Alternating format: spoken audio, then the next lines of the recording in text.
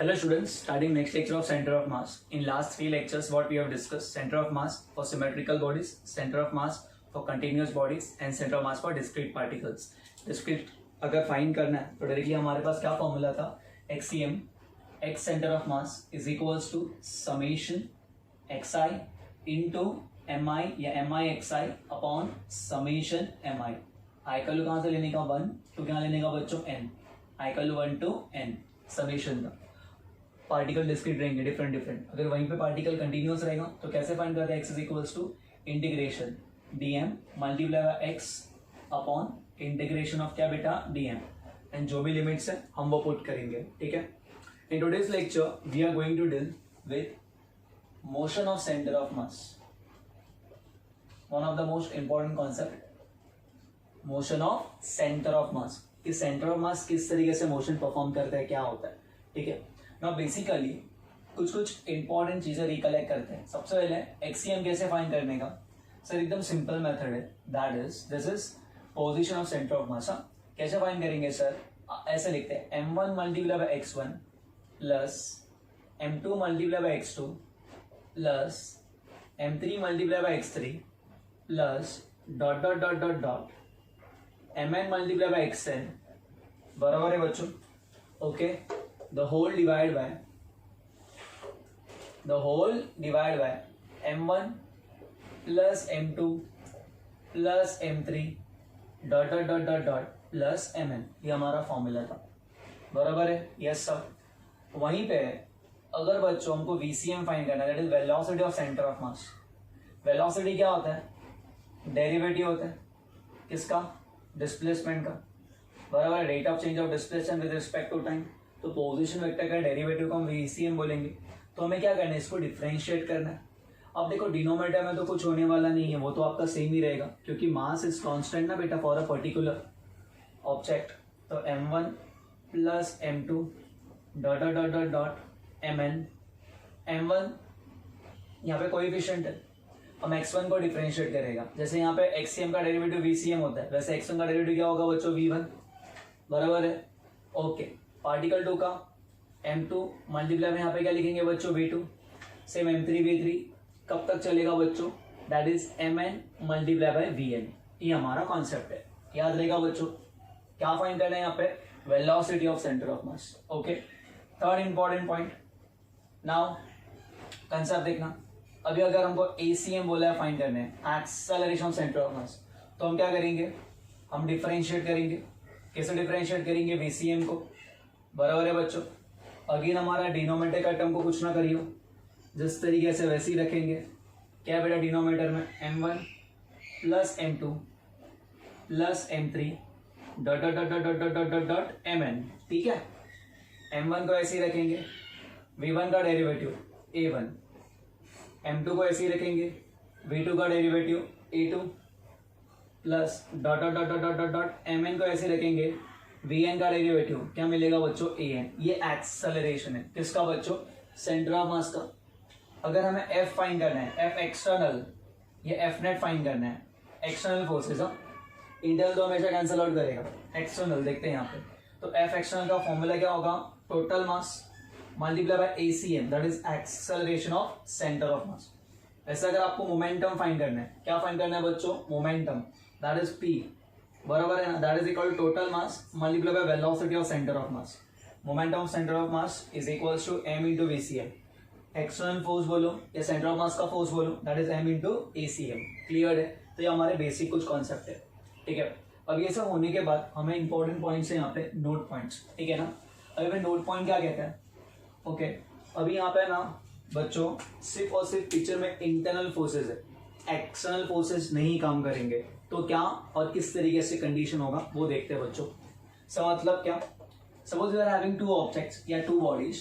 ठीक है बच्चों. ओके. इसका मास है बेटा m1. ओके. और इसका मास कितना है बेटा m2. ओके. नाउ क्या हो रहा है, ये लोग खुद को अट्रैक्ट कर रहे हैं because of gravitational force. Okay. ये क्या कर रहे हैं बच्चों, अट्रैक्ट कर रहे हैं. क्या कर रहे हैं, अट्रैक्ट. तो ये अट्रैक्शन है because of which force, internal force. कोई आके इनको धक्का तो नहीं मार रहा. Clear with this. Okay. Clear है. तो ये because of internal forces attract कर रहे हैं, मतलब यहाँ पे एक्सटर्नल फोर्सेस क्या है बेटा, 0. तो अगर यहाँ पे because they are attracting by mutual gravitational force of attraction that external force is equal to 0, ठीक है ना बेटा, क्लियर है, बिकॉज जितना फोर्स है ये उसको खींचेगा उतने फोर्स ये उसको खींचेगा, हमने ग्रेविटेशन में पढ़ा है, the forces are always equal and opposite, clear, they always form action reaction पे, ठीक है ना बेटा, सिर्फ दोनों में डिफरेंस क्या होता है, साइन का, ये उस तरफ और ये इस तरफ, क्लियर है, ओके। तो एफ एक्सटर्नल कितना होगा 0, यहाँ पे एक्सटर्नल फोर्स काम नहीं कर रहा, they are attracting each other because of mutual gravitational force of attraction, ठीक है बच्चों। तो एफ एक्सटर्नल का वैल्यू कितना होगा 0। अगर एफ एक्सटर्नल 0 है तो क्या मैं यहाँ पे ये लिख सकता हूँ बच्चों m into ACM is equal to 0। अब बॉडी का मास होगा भी 0 नहीं होने वाला है, ठीक है, तो हम लोग क्या करेंगे, ACM का क्या रहेगा 0, क्लियर विद दिस, मतलब जब एक्सटर्नल फोर्स एब्सेंट रहेगा ना तो what is acceleration of centre of mass 0, when external forces are absent what is acceleration of centre of mass 0, ये हमारा फर्स्ट पॉइंट है, ठीक है। फिर हम अभी सेकंड पॉइंट देखेंगे, क्या देखेंगे, सेकंड पॉइंट, ठीक है। अभी सेकंड पॉइंट क्या बोलता है यहाँ पे, एकदम सिंपल, एकदम सिंपल, मतलब देखना, अब ACM का वैल्यू कितना हो गया, 0 हो गया ना। अब सेकंड पॉइंट क्या देखेंगे, VCM को देखते हैं। अभी अगर हमारा ACM 0 है,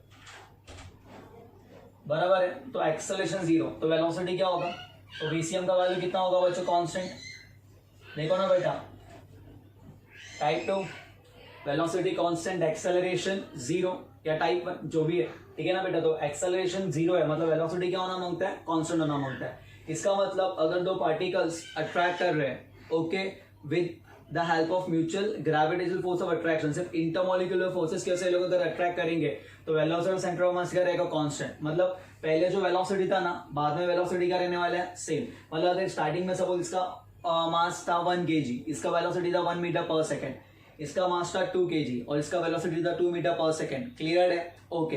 तो स्टार्टिंग का सेंटर ऑफ मास क्या करोगे, m1 into V1 m2 into V2 upon m1 plus m2, तो लास्ट तक वही वेलोसिटी रहने वाला है, किसका, सेंटर ऑफ मास का, क्लियर है, बिकॉज ऑफ एक्सेलरेशन क्या है 0, ये सेकेंड नोट पॉइंट है। थर्ड नोट पॉइंट, ये बहुत इंपॉर्टेंट है, if the particles start from rest, if the particle start from rest, कहां से स्टार्ट हो रहा है बच्चों, रेस्ट से, पार्टिकल बोलो, ऑब्जेक्ट बोलो या बॉडीज बोलो, अगर वो रेस्ट से स्टार्ट हो रहे हैं, ठीक है, if the particle start from rest, तो बच्चों कोई भी चीज जब रेस्ट से स्टार्ट होता है तो वेलोसिटी कितना होता है 0, तो V1 is equals to V2 is equals to 0 होगा ना बेटा, if they start from rest, clear with this, if they start from rest तो V1 is equals to V2 is equals to 0, initial velocity क्या होगा 0, ठीक है बेटा। अगर इनिशियल वेलोसिटी 0 है तो हम क्या लिखेंगे बच्चों, VCM का वैल्यू भी 0 होगा, क्यों, क्योंकि VCM का फॉर्मूला क्या बोलते हैं बच्चों, अगर दो ऑब्जेक्ट है तो हम सिर्फ इतना देखेंगे, ठीक है ना, m1 V1 plus m2 V2, ये दोनों 0 है ना बेटा, ये दोनों 0, पूरा न्यूमरेटर 0 होने वाला है, तो कंफर्म VCM का वैल्यू 0 होगा, ठीक है। अगर VCM 0 हो रहा है तो यहाँ पे और एक इंपॉर्टेंट पॉइंट आएगा कि XCM क्या होगा, कांस्टेंट होगा, देखो ना, वेलोसिटी 0, अगर वेलोसिटी बच्चों आपका 0 हो रहा है मीन जब मेरा वेलोसिटी 0 हो रहा है, बराबर है, तो d/dt ऑफ XCM 0, किसका डेरिवेटिव 0 होता है, कांस्टेंट का, मतलब XCM क्या होगा, कांस्टेंट होगा, ठीक है ना। तो ये इंपॉर्टेंट पॉइंट्स है, मतलब इनिशियल अगर सपोज ये इनिशियली रेस्ट पे दोनों, इसका मास 1 kg, इसका मास 2 kg और इन दोनों के बीच का डिस्टेंस सपोज d है, ठीक है ना बेटा, तो जो सेंटर ऑफ मास इनिशियली होगा वही लास्ट तक चलेगा, बराबर है, मतलब position of centre of mass change होने वाला नहीं है if the particle start from rest, position of centre of mass change होने वाला नहीं है if the particle start from rest, provided they are attracted with the help of mutual force of attraction. यहाँ पे सिर्फ और सिर्फ इंटरनल फोर्सेस के साथ काम होना मांगता है, एक्सटर्नल फोर्स धक्का देना नहीं चाहिए, ठीक है ना बच्चों। कोई एक्सटर्नल फोर्स नहीं पिक्चर में रहेगा ना तो ये पूरा कॉन्सेप्ट काम करेगा। When external force is absent, MACM का वैल्यू क्या होगा 0, external centre of mass 0, if external centre of mass 0 तो VCM कितना होने वाला है, कांस्टेंट, ठीक है। If the particle start from rest, V1 is equal to V2, तो VCM का वैल्यू 0, XCM क्या होगा बच्चों, कांस्टेंट। ये हमारे कुछ इंपॉर्टेंट नोट पॉइंट है, अब न्यूमेरिकल्स देखेंगे इनके ऊपर, ठीक है, just note it down.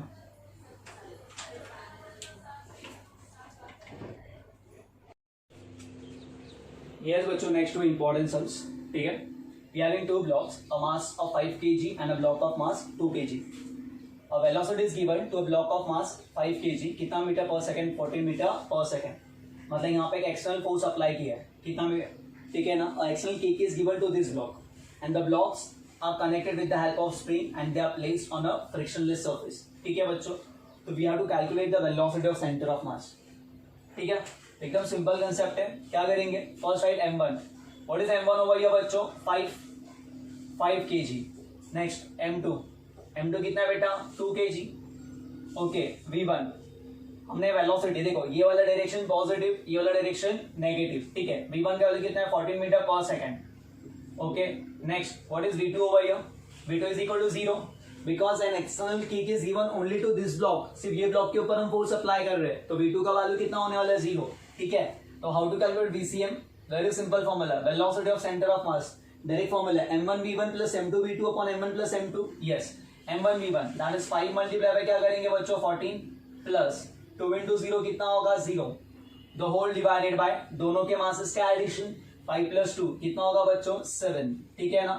Yes तो 7 1 7 2 जा तो 5 2 जा कितना होगा 10 मीटर पर second in the direction of lighter one. In the direction of lighter one मतलब कैसे ये पॉजिटिव आ रहा है ना मतलब ये इस तरफ आगे बढ़ रहा है वेलोसिटी. तो velocity of centre of mass is 10 metre per second in the direction of lighter one. ये समझा बच्चों. ओके तो नेक्स्ट कॉन्सेप्ट यहाँ पे ध्यान देना बेटा. क्या कहा है उन्होंने we have to calculate the velocity of centre of mass for this system. ठीक है दो पार्टिकल्स से एक का मास है 1 kg सेकंड का मास कितने 2 kg. 1 kg ऐसा आगे बढ़ रहा है और 2 kg इस तरफ आगे बढ़ रहा है. बराबर है बेटा. कितना एंगल पे at angle of 30 degree with the horizontal. Okay तो ऐसे हमको सॉल्व कैसे करने का. अब देखो ना यहाँ पे तो इजीली हो गया बट ऐसे टाइप में सम आएंगे ना तो हम लोग को हमेशा वेक्टर फॉर्म में जाने का है. कौन से फॉर्म में जाने का है वेक्टर. ठीक है in case of 2D and 3D हमेशा वेक्टर फॉर्म में जाने का. वेक्टर फॉर्म क्या बोलता है सर. देखो अगर ये हमारा पॉजिटिव एक्स एक्सिस है तो ये हमारा नेगेटिव एक्स एक्सिस है. ऊपर जाएगा तो पॉजिटिव वाई है नीचे रहेगा तो नेगेटिव वाई है. हाँ या ना बच्चा. तो ये यहाँ पे है ना बेटा प्लस आई कैप माइनस आई कैप प्लस जे कैप माइनस जे कैप. इतना याद रहेगा. Yes sir. अब ये 2 मीटर पर सेकेंड इस तरफ जा रहा था तो हम पहले इसको क्या करेंगे रिजॉल्व करेंगे दो कंपोनेंट्स में. बराबर है बेटा. एक हॉरिजॉन्टल कंपोनेंट और एक वर्टिकल कंपोनेंट. यस और नो. ओके नाउ ध्यान देना बेटा. अगर हम इसको रिजॉल्व करेंगे तो एक ये वाला कंपोनेंट ये कंपोनेंट बनेगा. नाउ किस तरीके से लिखना है. m1 का वैल्यू कितना है what is m1 over here. Sir m1 is equals to 1 kg. Very good clear है. अगर m1 का वैल्यू 1 kg है ना what is v1 over here. v1 का वैल्यू 2 मीटर पर सेकंड. कितना metre per second 2 metre per second. और कहां बढ़ रहा है आगे बढ़ रहा है तो 2 मीटर पर सेकंड के प्लेस पे हम यहाँ पे लिखेंगे 2i कैप क्योंकि ये पॉजिटिव x की तरफ बढ़ रहा था. कहां बढ़ रहा था पॉजिटिव x की तरफ. Clear with this. ओके अब है ना इसे लिखते हैं. ठीक है v2 के लिए लिखेंगे. देखो ये 2 मीटर पर सेकंड है. हाँ सर. अब बाजू वाला 30 के बाजू वाला क्या बनने वाला है कॉस और ये वाला क्या बनने वाला है बेटा साइन. तो यहाँ पे क्या लिखेंगे 2 cos of 30 degree i cap क्योंकि ये आगे की तरफ बढ़ रहा है. आर यू गेटिंग बेटा. Okay minus 2 sine of 30 degree j cap. Sir minus क्यों ये नीचे आ रहा है ना बेटा. इसके दो कंपोनेंट बनेंगे. ये हमारा ऐसे तो दो कंपोनेंट बराबर है ना ये वाला और एक ये वाला. ये कहां आ रहा है बेटा along negative direction of y axis. ठीक है तो यहाँ पे दैट इज कॉस 30 √3/2 8 सा कैप माइनस 2 साइन 30 हाफ जे सा कैप. 2 ने 2 को मार दी 2 ने 2 को मार दी that is √3 I cap minus क्या मिलेगा बेटा जे कैप. एक इसका वैल्यू है v2 का. ओके और वेक्टर फॉर्म में इसलिए बाहर लिखो. ठीक है दैट्स इट. ओके हो गया. अब लास्ट में vcm that is velocity of centre of mass. Very simple formula. क्या फॉर्मूला बेटा m1 v1 plus m2 v2. अब m1 क्या यहाँ पे 1 v1 क्या है 2 तो जब मल्टीप्लाई करोगे तो आपको सिर्फ 2i कैप ही मिलने वाला है. यस सब. Okay next m2 v2 multiply करते हैं 2 3 तो √3 8 सा cap 2 minus j minus 2j the whole divided by दोनों के मासेस का एडिशन. ये m1 m2 1 प्लस 2 कितना होने वाला है बेटा 3. ठीक है अब सारे i का मान एक साथ. ठीक है देखो दोनों में कॉमन कौन आने वाला है 2 1 प्लस √3 साथ में कौन होगा i माइनस क्या मिलेगा 2 यहाँ पे क्या होगा j. ठीक है ये 3 है हम ये दोनों को बांटेगा इसको भी और उसको भी. तो this is our final answer. If you want you can take 2/3 common also and you can. अगर मैग्नीट्यूड पूछा है तो क्या करेंगे 2/3 कॉमन लिखो और √1 प्लस √3 का होल स्क्वायर प्लस 1 का माइनस 1 का स्क्वायर 1 ही आने वाला है. ठीक है वो खुद से कर लेना. बड़े कॉन्सेप्ट समझा किस तरीके से करना है. Yes copy it down.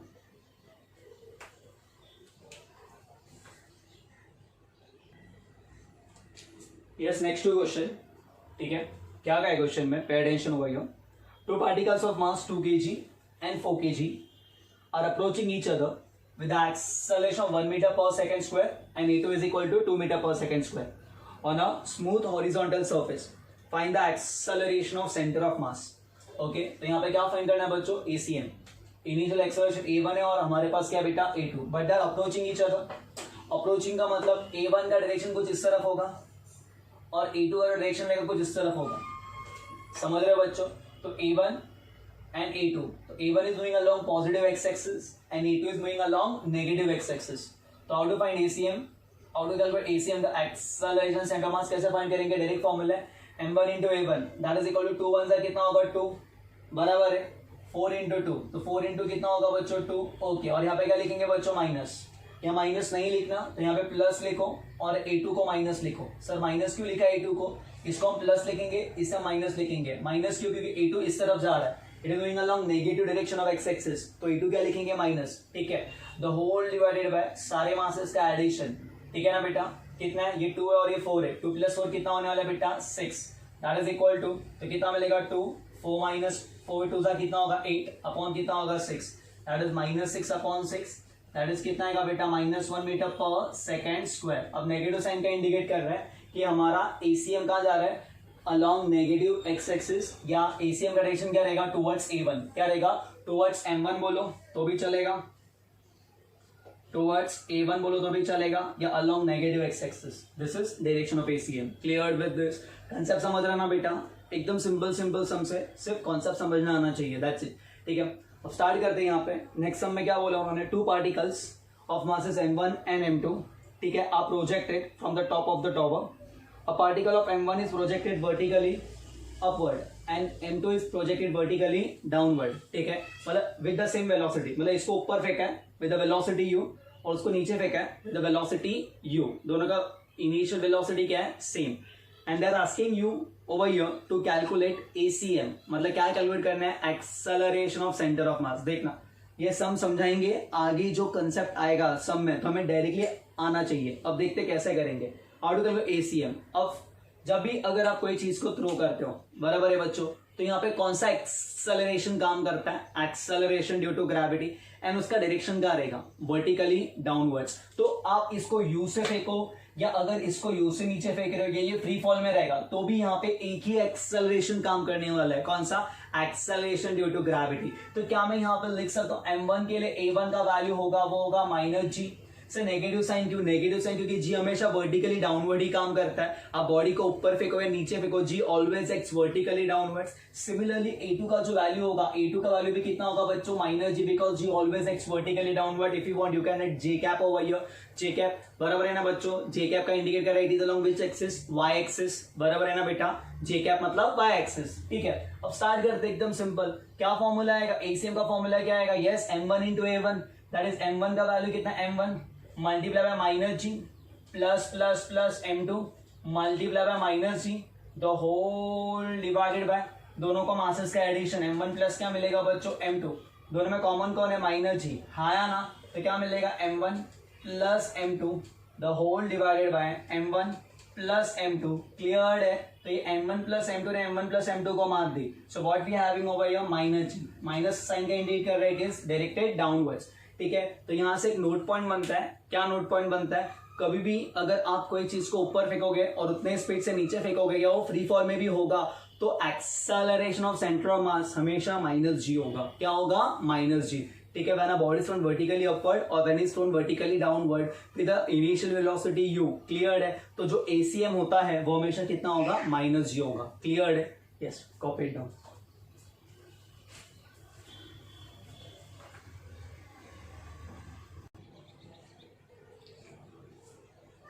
A very simple and easy question. क्या रहा है, 2 particles of mass 2m and 3m. Okay 3m ले लेते हैं इसको. 2 particles of mass 2m and 3m are placed at a separation. ठीक है बेटा, at a separation D. They move towards each other due to mutual attractive force. They move towards each other due to mutual attractive force. This is the catch of the question. They move towards each other due to mutual attractive force. इसका मतलब first point external force is equal to 0. If external force is equal to zero, क्योंकि ये लोग दोनों एक दूसरे की तरफ मूव हो रहे हैं बिकॉज ऑफ खुद के म्यूचुअल अट्रैक्टिव फोर्सेस की वजह से, मतलब यहाँ पे कोई उनको धक्का नहीं कर रहा, नो वन इज पुशिंग और पुलिंग, ठीक है ना बेटा। यहाँ पे बिकॉज ऑफ म्यूचुअल अट्रैक्टिव, यहाँ पे एक्सटर्नल फोर्स जीरो है। अगर एक्सटर्नल फोर्स जीरो है तो व्हाट इज एसीएम का value, acceleration of centre of mass, क्या होगा, जीरो। ये फर्स्ट पॉइंट हो गया हमारा, ठीक है। क्यों, बिकॉज एक्सटर्नल फोर्स जीरो है। VCM when separation between the particles become d/3. Initially the particles at rest. Initially अगर ये रेस्ट पे तो V1 का वैल्यू V2 का वैल्यू कितना होने वाला है, जीरो। अब अगर ACM जीरो है तो VCM क्या होगा, कांस्टेंट होगा। सर VCM कांस्टेंट होगा ना, हाँ सर, तो VCM कांस्टेंट होगा तो V1 V2 जीरो है, तो क्या मैं लिख सकता हूँ कि VCM का वैल्यू भी यहाँ पे जीरो ही होगा, बिकॉज इनिशियल दोनों का वैल्यू जीरो था। तो इनिशियल सेंटर ऑफ मास कहाँ पे होगा, initial velocity of centre of mass कितना होगा, जीरो। क्यों, because initially the particles are at rest, बराबर है। ये दोनों मूव होने का स्टार्ट हुआ because of mutual attractive forces, तो initial velocity of centre of mass क्या रहेगा, जीरो। बट यहाँ पे acceleration of centre of mass क्या है, जीरो। तो velocity of centre of mass क्या रहेगा, कांस्टेंट। तो जो इनिशियल होगा वही हमेशा के लिए होगा। तो जो डिस्टेंस अगर d/3 पे बोलो तो भी वही होगा, d/2 पे बोलो तो भी वही होगा, d पे बोलो तो भी वो होगा। समझ रहे ना, कितना होगा VCM का वैल्यू यहाँ पे, जीरो। जो इनिशियल था, इनिशियल कितना था, जीरो। तो हमेशा velocity of centre of mass constant ही रहने वाला है, और कितना रहेगा, जीरो। जीरो क्यों रहेगा पता चल रहा है, बिकॉज ये रेस्ट से स्टार्ट हो रहा है, ठीक है ना। ओके, तो जो वेलोसिटी इनिशियल था वही हमेशा के लिए रहने वाला है। हमेशा कितना रहने वाला है, VCM का वैल्यू जीरो रहेगा, क्योंकि velocity of centre of mass constant क्यों रहेगा, बिकॉज ACM का वैल्यू जीरो। ये सेकंड पॉइंट समझा। Okay, third point, at what distance of initial position of 2m the particles collide. अब ये कैसे सॉल्व करने का, इसको आगे बढ़ने के लिए सबसे इंपॉर्टेंट फर्स्ट पॉइंट हम क्या फाइंड करेंगे, हम फर्स्ट पॉइंट क्या फाइंड करेंगे, वो यहाँ पे ध्यान देना, क्वेश्चन मतलब थर्ड पॉइंट है। यहाँ पे क्या करेंगे, concept, find centre of mass, X CM find करेंगे। इनिशियल एक्सीएम फाइंड करते हैं।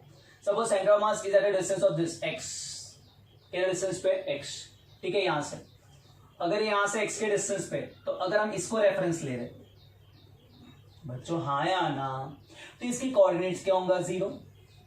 ओके, अगर हम इसको ये, तो इसका कोऑर्डिनेट कितना होगा, रेफरेंस इसको ले रहे हैं ना बेटा, reference is very important, reference is very important. So I am taking this reference, तो ये रेफरेंस पे खुद लाया हो रहा है, तो इसका वैल्यू कितना होगा, जीरो, हाँ या ना। ओके, तो इसका वैल्यू कितना होगा, इसका कोऑर्डिनेट्स क्या होगा, d होगा ना बेटा, पूरा डिस्टेंस फ्रॉम द रेफरेंस। तो व्हाट इज एक्सीएम, व्हाट इज मतलब एक्सीएम का वैल्यू कितना होगा, सर एकदम सिंपल है, देखो 2m into 0, yes sir, plus 3m into d, 3md the whole divided by दोनों का एडिशन, 2m प्लस 3m कितना होगा बच्चों, 5m। दैट इज ये m ने m को मार दी, कितना होगा 3d/5। तो एक्सीएम का वैल्यू 3d/5 आएगा। क्या सर ने और एक मेथड बताया था, क्या, centre of mass divide the distance in the inverse ratio of masses, मतलब क्या, 2m into x, 3m into d minus x। याद आ रहा बेटा, दोनों इक्वल होना मांगता है, वहां से सॉल्व कर दो आपको यही आंसर आएगा। तो ये समझा। तो इसका मतलब एक्सीएम का वैल्यू कितना आने वाला है बेटा, 3d/5, ये याद रहेगा। ये इनिशियल सेंटर ऑफ मास है। इनिशियली जब पार्टिकल्स रेस्ट पे था ना, जब उन्होंने अपनी शुरुआत भी नहीं की थी, तब सेंटर ऑफ मास कहाँ रहता है, यहाँ से d/5 पे। अब आगे बढ़ते हैं। अब अगर एक्सीएम का वैल्यू कितना है, इनिशियल सेंटर ऑफ मास कितना है, 3d/5, बट यहाँ पे क्या है, VCM का वैल्यू क्या है, जीरो।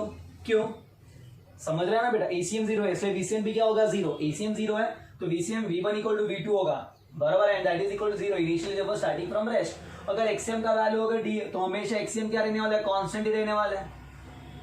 क्यों बच्चों कांस्टेंट रहेगा, देखो ना वो कॉन्सेप्ट समझा ना बेटा, VCM का वैल्यू जीरो है ना, if VCM is equal to zero तो एक्सीएम क्या रहेगा, कांस्टेंट। अगर एक्सीएम कांस्टेंट है तो हमेशा सेंटर ऑफ मास कांस्टेंट रखने के लिए अगर ये आगे बढ़े तो ये भी उतना ही आगे बढ़ेगा, बराबर है बेटा, ताकि सेंटर ऑफ मास हमेशा हमको उधर ही मिले, ठीक है। They will arrange themselves in such a way that centre of mass should remain constant. इसका मतलब ये लोग आगे आगे इस तरीके से आगे बढ़ेगा कि उनका जो कोलिजन भी होगा ना, दे विल कोलाइड एट वहीं पे जहाँ पे सेंटर ऑफ मास है। तो इनका कोलिजन कहाँ पे होगा बच्चों, 3d/5 पे, जहाँ पे सेंटर ऑफ मास था इनिशियल, ताकि सेंटर ऑफ मास अगर कोई और पॉइंट पे आएगा सेंटर ऑफ मास शिफ्ट होगा ना। जैसे फॉर एग्जांपल अब ये दो मार्कर्स है बच्चों, ठीक है ना, तो इनका सेंटर ऑफ मास सपोज यहाँ पे आ रहा था, ये पॉइंट पे आ रहा था, बराबर है, cleared with this, okay. But अगर इनका कोलिजन यहाँ पे हो रहा है तो सेंटर ऑफ मास से दोनों के बीच में यहाँ पे किधर आएगा, शिफ्ट होगा। पर शिफ्ट होना नहीं चाहिए, क्यों? बिकॉज यहाँ पे कोई एक्सटर्नल फोर्स काम नहीं कर रहा है, ये सब कुछ हो रहा है because of mutual attractive forces की वजह से। तो centre of mass should remain constant, that's why they should collide at centre of mass. तो यहाँ पे एक नोट पॉइंट भी बनता है, अगर एक्सियम हमारा कांस्टेंट रहेगा तो कोलिजन कहाँ पे होने वाला है, सेंटर ऑफ मास पे होने वाला है। अगर एक्सियम कांस्टेंट रहेगा तो क्लियर है, यस, कॉपी।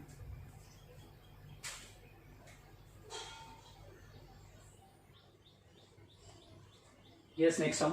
अभी यहाँ पे ध्यान दो। In the given question arrangement showed, ये एम है, इसका मास 2 kg है, M B mass is 1 kg over here. The string is light and inextensible.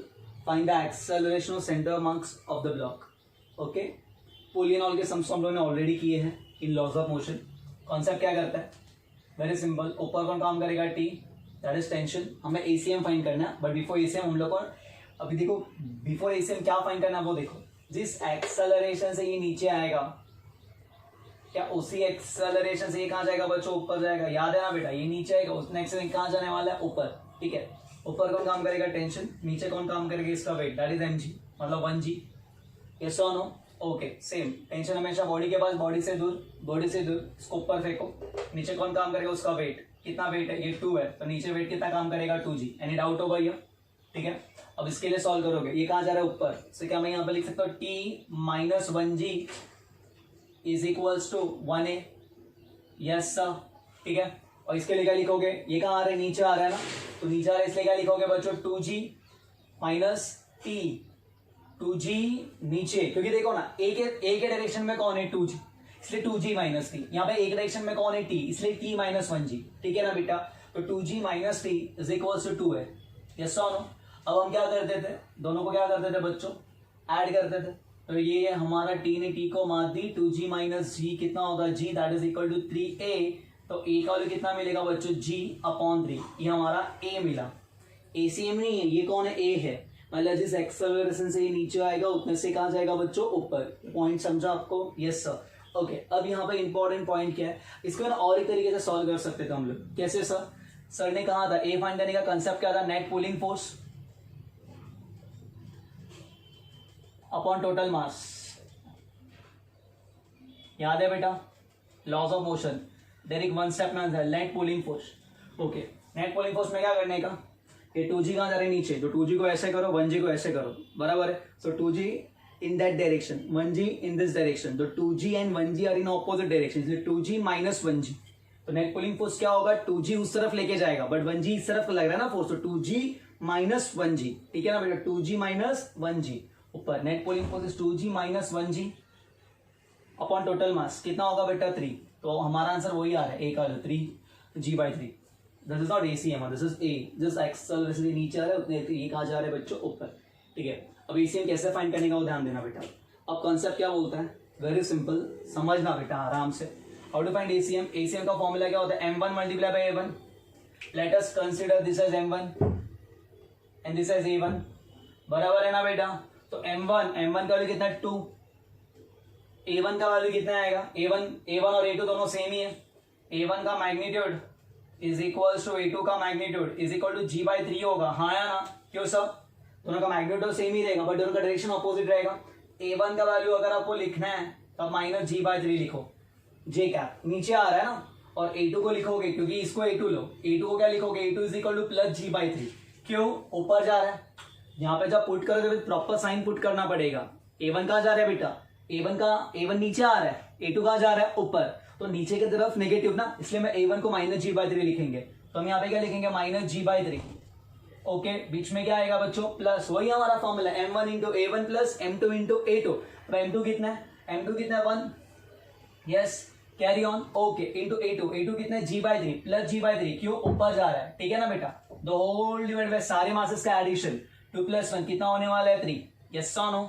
Yes sir. सो कितना मिलने वाला है, minus 2g/3 plus g/3, the whole divide by क्या होगा बेटा, 3। यस और नो?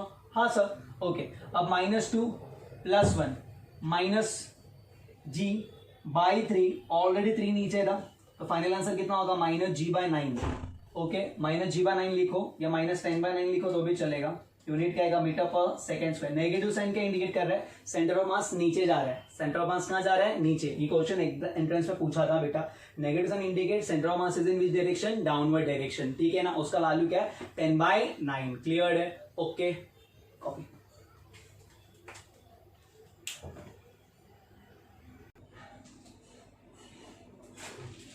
अगेन इंपॉर्टेंट क्वेश्चन, ठीक है। Pay attention over here. Two masses, Ma and Mb. Mass of A is 1 kg. Mass of B is 2 kg. Ma is thrown vertically upwards. It is projected vertically upward with a velocity of 200 meter per second.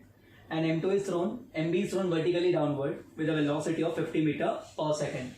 ठीक है बेटा। Question पूछा find the maximum height attend bye centre of मास। मतलब centre of मास कितने maximum height तक जा सकता है। अभी यहाँ पे कंसेप्ट क्या करता है कि अगर यहाँ पे ध्यान दो बच्चों, इसका मास 2 kg, इसका मास 1 kg, क्लियर है। तो पहले हमको है ना यहाँ पे क्या करना है, हमको पहले लोकेट करना है कि इनिशियल सेंटर ऑफ मास कहाँ पे था।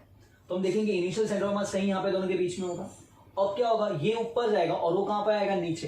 तो सेंटर ऑफ मास दोनों के बीच में लाया होगा ना कहीं तो, समझ रहे हो ना। तो पहले initial centre of mass suppose यहाँ पे था, हम कहेंगे सपोज दिस पोजिशन इनिशियली यहाँ पे था, ठीक है। Clear with this, okay. अब जब ये दोनों का कोलिजन सपोज यहाँ पे होगा, सपोज यहाँ पे, क्योंकि इसका वेलोसिटी 200 है, इसका कितना बेटा 50, क्लियर है। तो सपोज इनका कोलिजन सपोज यहाँ पे कहीं पे होगा, ठीक है, यहाँ पे होगा। तो ये हाइट यहाँ से यहाँ तक कितना हाइट है, this is maximum height attend bye centre of mass, find करना है, ठीक है। अगर ना अब ये सम को टैकल कैसे करना है वो ध्यान दो बेटो। ये सम को ना हम लोग 2 अलग अलग पार्ट्स में तोड़ेंगे। First part initial centre of मास की बात करते हैं। इनिशियली का मतलब जब t का वैल्यू 0 है, at t is equals to 0, initially at t is equals to 0, बराबर है बच्चों। सपोज इनिशियल है t equal to 0, at t equal to 0 centre of mass क्या करते हैं, centre of mass divide the distance in the inverse ratio of masses. Suppose initially अगर हम देखेंगे तो इसका सेंटर ऑफ मास सपोज यहाँ पे कहीं पे ला हो रहा है, इनिशियली यहाँ पे कहीं पे ला हो रहा है, ये 2 kg ये 1 kg है, सपोज यहाँ पे 2 kg की तरफ, मतलब यहाँ पे कहीं पे ला हो रहा है, ठीक है। तो यहां से हम डिस्टेंस इनिशियल यहां से डिस्टेंस आ रहे हैं, कितना है बेटा r, यहां से, बराबर है। इनिशियल डिस्टेंस की बात करें तो यहां से डिस्टेंस कितना होगा इनिशियली, सेंटर ऑफ मास का इनिशियली बात हो रही है। इनिशियली अगर यहां से r है तो यहां से कितना होगा 90 माइनस r होगा। कैसे किया सर, पूरा 90 है ना total, they are 90 metre apart, एक दूसरे से 90 मीटर दूरी पे इनिशियली। तो initial centre of mass suppose यहाँ पे ला हो रहा है, इनिशियल सेंटर ऑफ मास है, तो at initial t equal to 0 हम पहले सेंटर ऑफ मास कहां पे वो फाइंड करते हैं। क्या करेंगे बच्चों, सेंटर ऑफ मास क्या करता है, मास को इनवर्स रेशियो में डिवाइड करता है, दैट इज ma मल्टीप्लाई उसका distance from the centre of mass is equals to mb into उसका distance from centre of mass, that is ma into r, mb into 90 minus r। What is ma का value 1 multiply by r, mb का value 2 multiply by 90 minus r, that is r equal to 180 minus 2r है, minus यहाँ पे बनेगा plus, that is 3r का value कितना मिलेगा 180, तो r का वैल्यू कितना मिलेगा 60, बराबर है बेटा। इनिशियल सेंटर ऑफ मास कहां पे था 60, कहां से फ्रॉम द बॉटम, यहां से r का वैल्यू है, यहां से 60 ऊपर से कितना रहेगा 30, इनिशियल सेंटर ऑफ मास 60 पे था। अब आगे जो भी सॉल्व करोगे ना वो सेंटर ऑफ मास के कंसेप्ट को लेकर सॉल्व करो, this is initial position of centre of मास। अभी हम क्या करेंगे, इनिशियल सेंटर ऑफ मास मिला ना, अब हम फाइंड करेंगे VCM मतलब velocity of centre of mass, ठीक है। अब ना पूरे ऑब्जेक्ट दोनों को मत देखो, अब कोई भी सिर्फ एक ही पॉइंट को देखेंगे, किसको देखेंगे, सेंटर ऑफ मास को, कि सेंटर ऑफ मास इनिशियल यहाँ पे था, वो और कितना ऊपर जाएगा वो देखते हैं। तो जब वो यहाँ पे था तो उसका इनिशियल वेलोसिटी कितना था ना, पहले वो फाइंड करते हैं। क्या फाइंड करेंगे, इनिशियल वेलोसिटी। कैसे करेंगे, how to find initial velocity of centre of mass, initial velocity of centre of mass that is UCM से क्या फॉर्मूला है, m1 multiply by ma into इसका वैल्यू 1 इंटू 200 बराबर ma इंटू u बराबर है plus इसका मास 2 मल्टीप्लाई बाय -50। सब minus क्यों लिया पता चल रहा है बेटा, क्यों लिया बेटा, क्यों, क्योंकि नीचे की तरफ आ रहा है ना, बराबर है। ओके, अब नीचे दोनों का मासेस का एडिशन 1 प्लस कितना होगा बेटा 2 दैट इज इक्वल टू 3, बराबर है। UCM हो गया। ओके अब यस कैसे करेंगे, यस सर ये 200 है बराबर है, तो 200 माइनस 100/3 मीटर पर सेकेंड। तो ये इनिशियल यूसीएम है, इनिशियल यूसीएम प्लस आ रहा है, देखो ना इस, क्योंकि हमने ऊपर का डायरेक्शन प्लस लिया था, इसका मतलब इनिशियल यूसीएम का डायरेक्शन कहां ऊपर है। अब आप पूरे दो बॉडी को नहीं देखने का है, अब किसको देखने का है, सिर्फ एसीएम को देखो, सेंटर ऑफ मास को देखो कि सेंटर ऑफ मास कहां जाएगा, ये सेंटर ऑफ मास का इनिशियल पोजीशन है बराबर है, ये इनिशियल वेलोसिटी किसका, सेंटर ऑफ मास का, कितना 100/3 मीटर पर सेकेंड, मतलब सेंटर ऑफ मास कहां जाने वाला है, और ऊपर जाने वाला है, ठीक है, और ऊपर जाने वाला है। अब एसीएम फाइंड करते सेंटर ऑफ मास का, what is ACM of centre of mass -g। अब पूछना मत कैसा, लास्ट दो सम के पहले कराया था सेम कंसेप्ट, याद है ना बेटा, एक बॉडी ऊपर जाएगा एक बॉडी नीचे आएगा, तो what is ACM is equals to -g, पता ना बेटा कैसे करते थे, 1 into -g 2 plus 2 into -g upon 1 plus 2, अब -g को कॉमन लेके कैंसिल आउट करते हैं, -g को कॉमन लेके 1 प्लस 2 नीचे कैंसिल होता था, तो ये एसीएम हो गया, ठीक है। अब सॉल्व किसको करने का है, किसको सॉल्व करने का है, सेंटर ऑफ मास को, कि सेंटर ऑफ मास और कितना ऊपर जाएगा बराबर है, इनिशियल सेंटर ऑफ मास का इनिशियल वेलोसिटी कितना है 100/3, सेंटर ऑफ मास का एक्सेलरेशन कितना है -g, ये कंसेप्ट समझा, हाँ सर। अब कंसेप्ट क्या बोलता है, एक पॉइंट यहाँ पे याद रखना बेटा, अगर हम इसको ऊपर फेंक रहे हैं बेटे, कब तक ऊपर जाएगा, जब तक इसका क्या जीरो नहीं होता, फाइनल वेलोसिटी, ये कब तक ऊपर जाएगा, जब तक इसका क्या जीरो नहीं होता, फाइनल वेलोसिटी। मतलब अगर हम CO सेंटर ऑफ मास को सॉल्व कर रहे हैं तो VCM का square is equals to UCM का square plus 2 into A into S, where S is displacement, हाँ सर। कब तक ऊपर जाएगा, जब तक फाइनल वेलोसिटी क्या नहीं होता, जीरो, मतलब VCM का वैल्यू क्या होगा, जीरो, कोई भी चीज, सेंटर ऑफ मास कब तक ऊपर जाएगा, जब तक उसका फाइनल वेलोसिटी क्या नहीं होता, जीरो। UCM का स्क्वायर 100/3 का स्क्वायर, ऊपर है ना इसलिए पॉजिटिव, तो हम इसको 100/3 का स्क्वायर बराबर है, ओके, प्लस 2 इंटू A के प्लस क्या आएगा -g, और कितना ऊपर जा रहा है h, कितना ऊपर जा रहा है h, हाँ या ना, यस सर, ओके। अब ये माइनस यहाँ पे लेके आओ तो क्या बनेगा बच्चों, प्लस, तो 2g के प्लस पे क्या आएगा 10 इंटू h इज इक्वल्स, इसको लिखो 100 मल्टीप्लाई बाय 100 अपॉन 3 किया कितना होगा 9, ये 0 0 क्या होने वाला है, कैंसिल, ठीक है, 2 1 2 कितना जा 5 जा, दैट इज h का वैल्यू कितना मिलेगा 500/9 बराबर है, यूनिट क्या आएगा मीटर, ठीक है। If you want you can divide, 9 कितना जा 5 जा 45, कितना बचा 5, 9 5 जा 45, कितना बचा 5, 9 5 जा 45, कितना बचा 5, वापस रिकरिंग दैट इज 55.55 मीटर, ये और ऊपर जाएगा, ये और ऊपर, इनिशियल कहां पे था 60 पे था बराबर है, बट और कितना ऊपर जा रहा है 55.55, therefore maximum height attain by centre of mass, initially कहां पे था, नीचे से 60 पे था बराबर है, और कितना ऊपर जा रहा है, और कितना ऊपर जा रहा है 55.55 पे, टोटल ऐड करो कितना मिलेगा 115.55 metre, that is the maximum height attain by centre of mass, ठीक है। Okay, I explain once again, pay attention भाइयों, इनिशियल ये दोनों का था, इनिशियल सेंटर ऑफ मास यहाँ पे था बराबर है बच्चों। अब किसको देखोगे, सेंटर ऑफ मास को देखो कि what is velocity of centre of mass, initial velocity कब तक ऊपर जाएगा, जब तक दोनों का कोलिजन नहीं होता, एक पॉइंट आएगा बराबर है बच्चों, हाँ या ना, क्लियर है। तो सेंटर ऑफ मास क्या करेंगे, यहाँ से ये कब तक ऊपर जाएगा, जब तक दोनों का क्या नहीं होता, कोलिजन नहीं होता, ठीक है। या फिर हम क्या करेंगे, सेंटर ऑफ मास कब तक ऊपर जाएगा, जब तक दोनों का सेंटर ऑफ मास का वेलोसिटी फाइनल वेलोसिटी क्या नहीं होता, जीरो नहीं होता, ठीक है। तो पहले तो ये सेंटर ऑफ मास 60 पे था बराबर है, और कितना ऊपर गया, और इतना ऊपर जा रहा है 55.55, तो टोटल कितना ऊपर गया 115.55, ठीक है, यस कॉपी।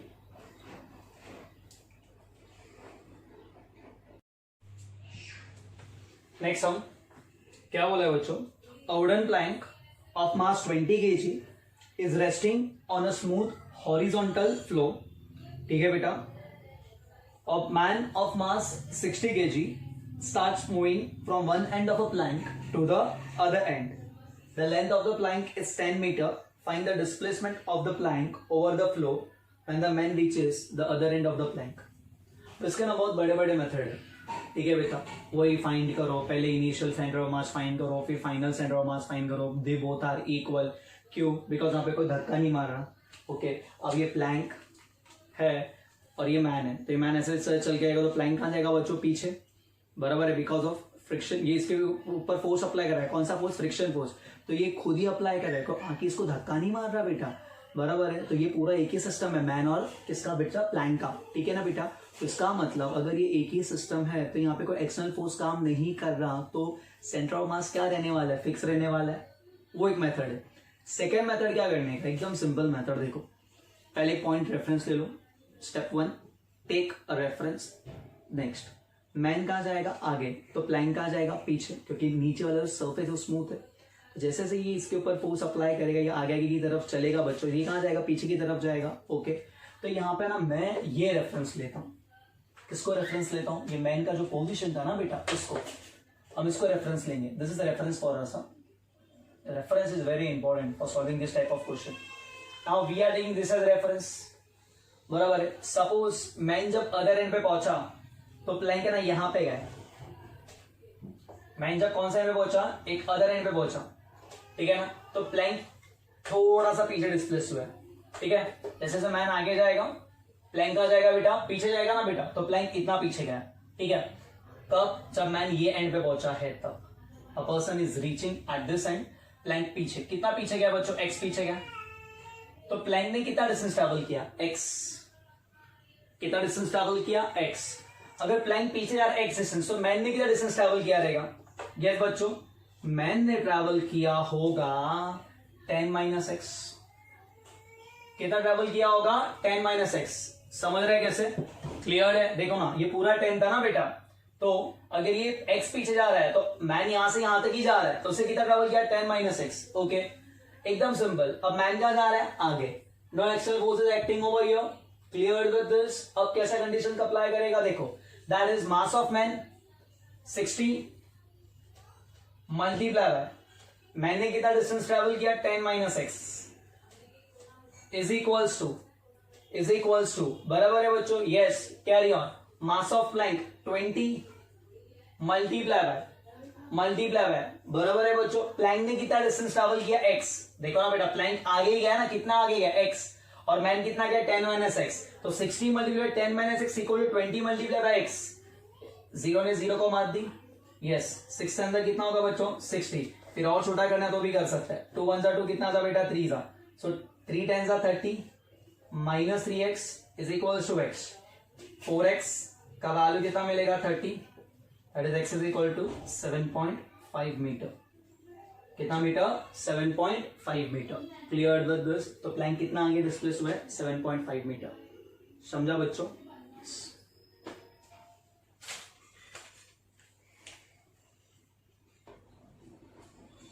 और वन मोर मेथड, ठीक है, कैसे, वन मोर मेथड है, ये लेंथीएस्ट मेथड है। पहले जितना होता है ना इजी मेथड बताया, अब और एक मेथड क्या कहते हैं, एक्चुअली में कंसेप्ट देखना क्या है सर। यहाँ पे जो एक्सटर्नल फोर्स है कितना है, 0, कोई धक्का नहीं मार रहा, ठीक है ना। मैन खुद चल रहा है, सिर्फ प्लैंक पीछे आ रहा है, क्यों, ये आगे फ्रिक्शन फोर्स डाल रहा है इसके ऊपर, तो पीछे पे जो शिफ्ट होगा, नीचे वाला सरफेस स्मूथ है, ठीक है। तो एफ एक्सटर्नल कितना होगा, 0। अगर एक्सटर्नल फोर्स 0 है, बराबर है, इनिशियली दोनों कैसे था, रेस्ट पे था, तो v1 is equal to v2 equal to क्या होगा, 0। इसका मतलब इनिशियल सेंटर ऑफ मास जो होगा वही फाइनल सेंटर ऑफ मास होगा। मतलब एक्सियम हमेशा क्या रहने वाला है, कांस्टेंट रहने वाला है। क्यों सर, क्यों, देखो ना, एक्सटर्नल फोर्स कितना है, 0।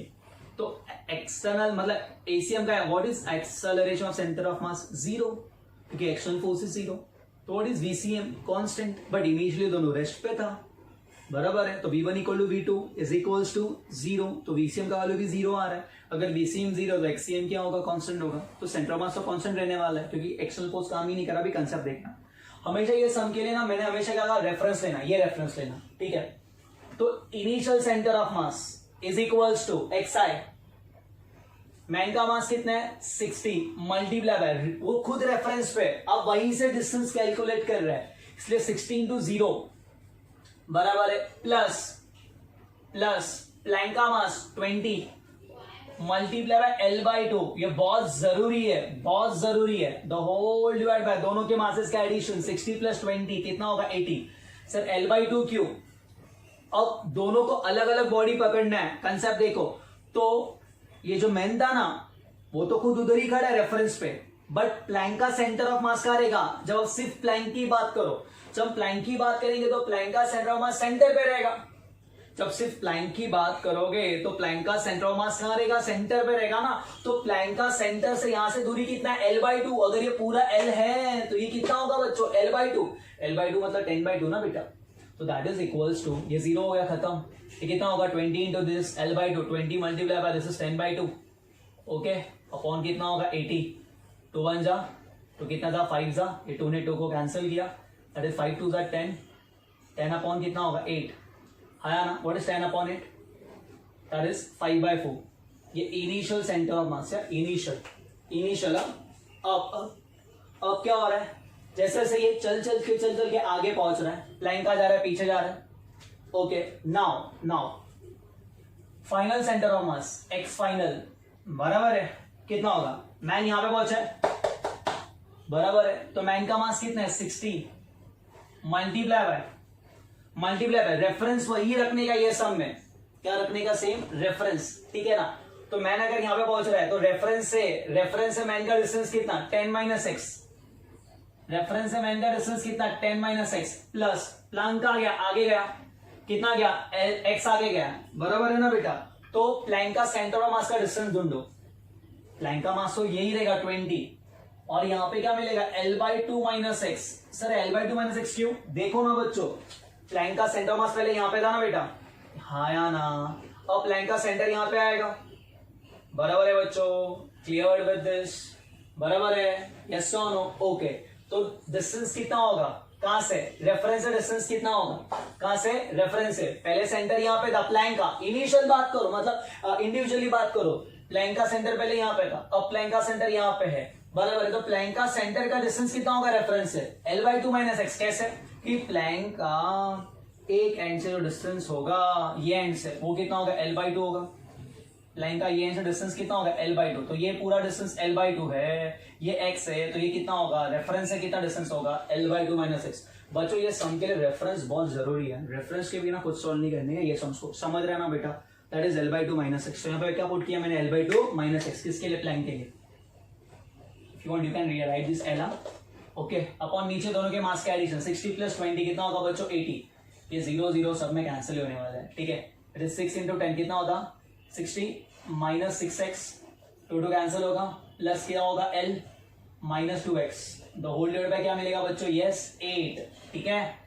दैट इज कितना होगा 60, L का वैल्यू कितना है, length of the Planck 10, 60 + 10 70 - 8x upon 8, बराबर है। बट कॉन्सेप्ट क्या कहता है, कॉन्सेप्ट क्या देखिए, एक्चुअल फोर्स 0 है, अगर एक्चुअल फोर्स 0 तो ACM 0 है, अगर ACM 0 तो V1 = V2 हो गया, मतलब VCM क्या होगा, कांस्टेंट हो गया, बट V1 V2 क्या हो गया, 0 हो गया, because they are initially at rest. तो VCM क्या हो गया, 0 हो गया, तो XCM क्या होगा, कांस्टेंट होगा, मतलब initial centre of mass final centre of mass क्या होगा, सेम ही होने वाला है। तो क्या हम इक्वेट करो 5/4 should be is equal to 70 - 8x upon 8, 4 1 4 कितना होगा 2 जा, क्रॉस मल्टीप्लाई, 5 2 कितना होगा 10, 10 is equal to 70 - 8x, yes और no, yes sir. So 8x का वैल्यू कितना मिलेगा बच्चों 70 - 10 60, x का वैल्यू कितना मिलेगा 60 upon 8, 60 upon 8, yes that is nothing but 60 upon 8 मतलब अगेन वही आने वाला अपना 30/4 ना, 30/4 मतलब 7.5, बराबर है। या तो ये वाला मेथड अप्लाई करो या तो ये वाला मेथड अप्लाई करो, ये थोड़ा लेंथी जाता है इसलिए मैंने नहीं एक्सप्लेन किया था, एकदम सिंपल मेथड है, याद रहेगा। कैसे करोगे, यस मैन का मास इंटू मैन का डिस्प्लेसमेंट फ्रॉम द रेफरेंस, बराबर है। ओके, सेकंड प्लैंक का मास एंड प्लैंक का डिस्टेंस, ठीक है। ये सब में इंडिविजुअल सेंटर ऑफ मास लेने का जरूरत नहीं है, बट यहाँ पे इंडिविजुअल सेंटर ऑफ मास लो और सॉल्व करो, initial centre of mass final centre of मास, बराबर है, उसको भी सॉल्व करना पड़ता है, ठीक है। तो एक ये मेथड है, ये मेथड है, जो ठीक लगता है copy.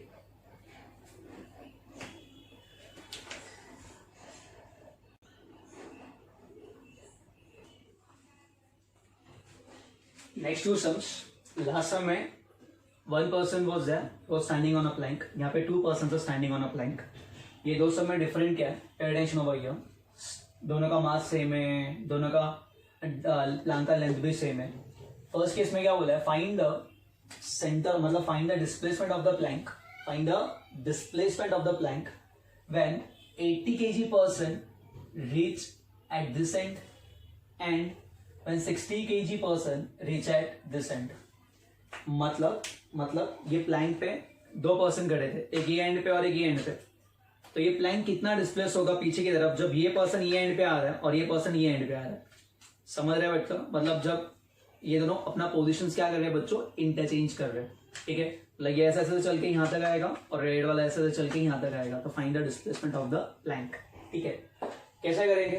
First and the most important thing, ये सारे सम में सर ने क्या कहा, सर ने कहा कि एक पॉइंट को रेफरेंस ले लो। Yes sir. अब अगर हम इससे रेफरेंस ले लेंगे, let us take this as a reference, बराबर है। तो बच्चों प्लैंक कहाँ पीछे जाएगा, 80 kg की तरफ। ज्यादा मास कहाँ पे 80 है ना बेटा, तो ये ज्यादा फ्रिक्शन लगाएगा, बराबर है। तो ये कहाँ जाएगा, इस तरफ जाएगा, इसका मास ज्यादा होगा। ठीक है, तो प्लैंक इसकी तरफ जाएगा, याद रखना। तो सपोज प्लैंक का जो डिस्प्लेसमेंट है यहां से वो है x, कितना यहां से x, कितना डिस्प्लेस हुआ है प्लैंक, x डिस्प्लेस हुआ है। ओके, कितना डिस्प्लेस हुआ है बच्चों, x। प्लैंक यहां से कितना डिस्प्लेस हुआ है, x, याद रहेगा। ओके, अब ध्यान देना बेटा, कौन डिस्प्लेस हुआ है, x, प्लैंक। जब ये पर्सन ये एंड पे पहुंचेगा 80 kg, बराबर है, और जब 60 kg वाला यहां से यहां तक पहुंचेगा, तो कॉन्सेप्ट क्या कहता है, कंडीशन देखना अभी किस तरीके से। ये पर्सन यहां से यहां तक पहुंच रहा है, ठीक है, थोड़ा बड़ा बना लिया, एक्स डिस्प्लेसमेंट है ना बेटा। ओके, तो ये सारे सम में एक ही फॉर्मूला इंपॉर्टेंट है, क्या, summation mx mass into x distance is equal to summation mx mass into x distance. ध्यान देना, ये राइट और ये लेफ्ट, राइट और लेफ्ट। अब देखो कौन राइट में जा रहा है और कौन लेफ्ट में जा रहा है, दैट इज इंपॉर्टेंट कि ये समय, क्योंकि आप देखो वो वाला मेथड जो मैंने बताया लेंथी मेथड, उससे भी कर सकते हैं। पहले सेंटर ऑफ मास लोकेट करो, बिकॉज ऑफ म्यूचुअल अंडर के मतलब एक्सटर्नल फोर्सेस यहाँ पे जीरो है, बिकॉज ऑफ इंटरनल फोर्सेस लोग चलने वाला है, बराबर है। तो initial is equal to final equate करने में भी कर सकते हैं, बट मेथड बढ़ा जा रहा है, ये याद रखने का। Summation m into x, summation m into x, right की तरफ लेफ्ट की तरफ। तो अब देखना 80 kg कहां जा रहा है, 80 kg कहां मूव हो रहा है, राइट की तरफ मूव हो रहा है, बराबर है बच्चों। तो 80 kg मल्टीप्लाई बाय 80 का डिस्प्लेसमेंट कितना होगा सर, 80 का, पहले 80 यहां पे था, बराबर है, अब 80 यहां पे बचा। सो 80 नहीं, यहां से ये रेफरेंस है, 80 का डिस्प्लेसमेंट कितना है, 80 kg वाले मास का डिस्प्लेसमेंट कितना है सर, ये पूरा 10 था, तो उसका डिस्प्लेसमेंट है 10 माइनस एक्स। तो हम यहां पे क्या लिखेगा, 80 multiply by 10 minus x. Okay okay, next, plank कहां जा रहा है, लेफ्ट की तरफ, तो यहां पे लेफ्ट में लिखो, देखो ना, mx right mx left, plank left में, तो 20 मल्टीप्लाई बाय x, क्योंकि प्लैंक x डिस्प्लेस हुए, प्लस 60 भी कहां पे गया, लेफ्ट की तरफ गया ना बेटा, तो उसको भी लेफ्ट में लिखो, 60 भी लेफ्ट की तरफ गया, देखो ना 60 भी लेफ्ट की तरफ जा रहा है, प्लैंक भी लेफ्ट की तरफ है, तो 60 multiply bye 60 multiply bye, yes yes, carry on. क्या करेंगे बेटा, 60 का डिस्प्लेसमेंट कितना होगा, यहां से पहले 60 यहां पे था, पहले 60 यहां पे था ना बेटा, तो 60 का यहां से यहां तक डिस्प्लेसमेंट कितना है, ये पूरा 10 प्लस ये x, तो 60 का डिस्प्लेसमेंट कितना है, 10 प्लस x है बच्चों। 60 का डिस्प्लेसमेंट कितना है, 10 प्लस x। देखो ना बेटा, ये 60 यहां से यहां तक है, 60 का देखो ना, पहले यहां से, पहले कहां पे था, वहां से डिस्प्लेसमेंट देखने का, पहले 80 यहां पे था, 80 का फाइनल इनिशियल ये था, फाइनल ये था, तो इन दोनों के बीच का डिस्टेंस 10 माइनस एक्स। 60 का इनिशियल ये है, फाइनल ये है, तो कितना होगा 10 प्लस एक्स, और प्लैंक कितना शिफ्ट हुआ है, x, so that is equal to 800 minus 80x equal to 20x plus 600 plus 60x, yes or no, yes sir। okay, अब ये नेगेटिव वहां पे क्या बनेगा, पॉजिटिव। 800 minus 600 कितना होगा बच्चों, 200 is equal to 80 20 plus 60 80 plus 80 कितना होगा बच्चों, 160x। तो x में 0 0 कैंसिल, तो x वैल्यू कितना होगा, 20/16, दैट इज 5/4। अब इसको लिख सकते हैं 5/4 मतलब 1.25 ना, समथिंग क्या आएगा, metre. That's the final answer. ये समझा बच्चों। तो जब ये पर्सन वो एंड पे पहुंचा, वो पर्सन ये एंड पे पहुंचा, कितना डिस्प्लेस हो रहा है, 1.25 मीटर। कंसेप्ट समझा, ओके। अब नेक्स्ट क्या पूछा है यहाँ पे, नेक्स्ट क्या पूछा है, find the displacement of the plank when they both meet at the centre of the plank, मतलब सेंटर में मिलेगा। प्लैंक का डिस्प्लेसमेंट कहां पे होगा, हमेशा याद रखना, कहां पे, जहां पे ज्यादा मास कहां पे 80 की तरफ है, तो कंफर्म प्लैंक का डिस्प्लेसमेंट उसी की तरफ होगा। तो सपोज यहां पे प्लैंक डिस्प्लेस हुआ x, क्या डिस्प्लेस हुआ x। अब ध्यान देना बेटा, अब कैसा कंडीशन करने का है, ठीक है बच्चों, यहां पे ध्यान देना, कंसेप्ट क्या है, रेफरेंस तो लेना ही पड़ेगा। तो इससे हम रेफरेंस, ये वाले को हम रेफरेंस ले लेते हैं, लेटेस्ट टेक इसको रेफरेंस क्या लेंगे, इसको रेफरेंस ले लेंगे, ठीक है बेटा। ओके, अभी लोग कोलाइड कहां पे हो रहे हैं, यहां पे हो रहे हैं, तो 80 वाला भी सेंटर पे आ रहा है और ये हमारा 60 वाला भी कहां पे कोलाइड हो रहा है, सेंटर पे आ रहा है, हाँ या ना। ओके, अब वही फॉर्मूला क्या बोला, summation mx right is equal to summation mx left. Okay, right में कौन जा रहा है, 80 kg वाला राइट में जा रहा है, लेफ्ट में कौन जा रहा है, 60 kg वाला लेफ्ट में जा रहा है, यस सर। और प्लैंक कहां जा रहा है, प्लैंक भी कहां पे जा रहा है, लेफ्ट की तरफ जा रहा है, हाँ या ना। ओके, तो 80 क्या करेंगे बेटा, mass of 80 multiply by initial 80 यहां पे था, अब 80 यहां से यहां तक पहुंचा है, अरे हाँ या ना बेटा, 80 यहां पे था, अब इनिशियल मतलब देखो ना, पहले 80 कहां पे था, यहां पे था, तो 80 का ये डिस्प्लेसमेंट कितना होगा सर, प्लैंक कितना डिस्प्लेस हुआ x, हाँ या ना। ये कितना है, ये कितना होगा, ये होगा 5, कैसे, अरे सेंटर पे मिल रहा है ना, तो सेंटर का दूरी कितना है यहां से 5 ना, 5, तो 80 का डिस्प्लेसमेंट कितना है 5 माइनस एक्स, 80 का डिस्प्लेसमेंट कितना है 5 माइनस एक्स, ये पॉइंट समझा क्या। ओके, अब समेशन mx लेफ्ट, लेफ्ट में कौन गया 60 बराबर है, तो 60 यहां पे आ रहा है, 60 कहां पे आ रहा है, यहां पे आ रहा है, क्लियर विद दिस। ओके, अब देखो प्लैंक का मास कितना है, प्लैंक का मास सेम ही लगते हैं 20 इंटू एक्स।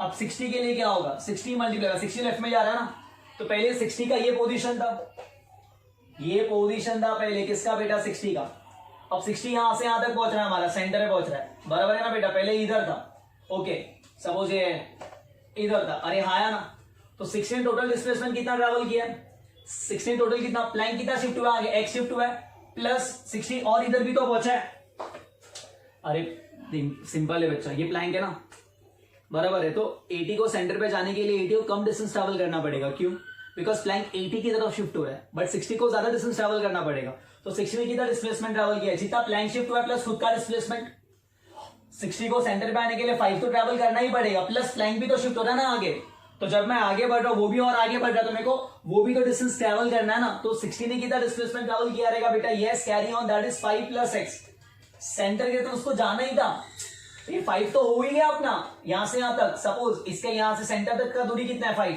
बट देखो ना यहां से सपोज सेंटर इसका यहां पे, तो ये सेंटर का दूरी कितना 5 प्लस एक्स शिफ्ट हुआ है ना, ये अभी सेंटर यहां पे, तो सेंटर कितने से शिफ्ट हुआ, जितने से प्लैंक शिफ्ट हुआ है, तो ये डिस्टेंस 5 प्लस सेंटर का शिफ्ट कितना 5 का, तो 5 plus x, yes that's it, हो गया। सिर्फ ये कंसेप्ट समझना, बाकी तुम इजीली कर सकता है, summation mx right is equal to summation mx left, that's it, clear है। ओके, अब 5 400 80 इंटू 5 400 माइनस कितना होगा 80x is equal to 20x, बच्चों हाँ या ना, अभी हमने वही किया ना बेटा, एकदम सिंपल, ठीक है, प्लस कितना होगा that is 300 plus 60x, okay, ये प्लस यहाँ पे क्या होगा minus 400 minus 300 100 is equals to 3 कितना 20x plus 60x 80 plus 80 160x, ये 0 0 छू, x का वैल्यू 10/16 दैट इज 5/8, तो कितने का शिफ्ट हुआ है प्लैंक का 5/8 मीटर,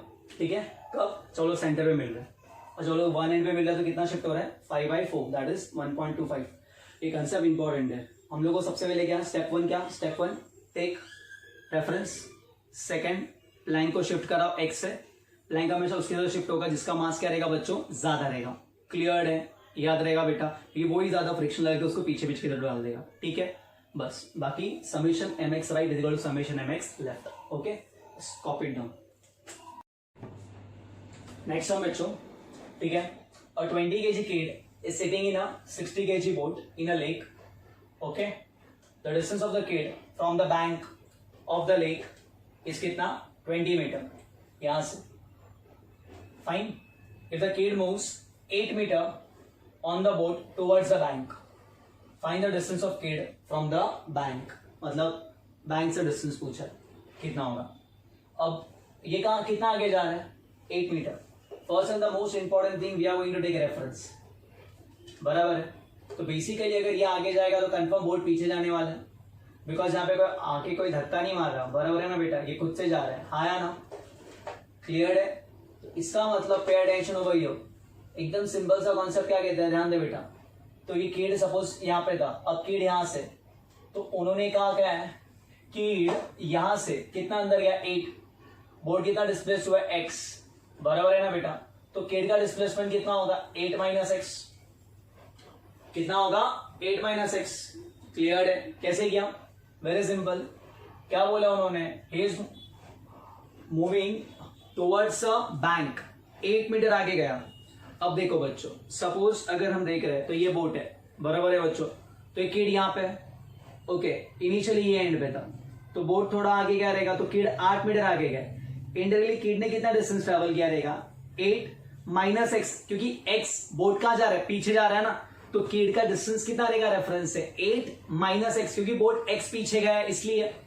समझ रहे हो बच्चों? जैसे लास्ट सम्स कर रहे थे हम लोग वैसे ही है, बोट पीछे जा रहा है एक्स है।